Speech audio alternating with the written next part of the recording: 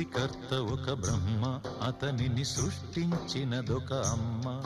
ఆ అమ్మకి తెలియని చిత్రాలు ఎన్నో, ఈ సృష్టిని స్తంభింపచేసే తంత్రాలు ఎన్నో. సృష్టికర్త ఒక బ్రహ్మ, అతనిని సృష్టించినదొక అమ్మ.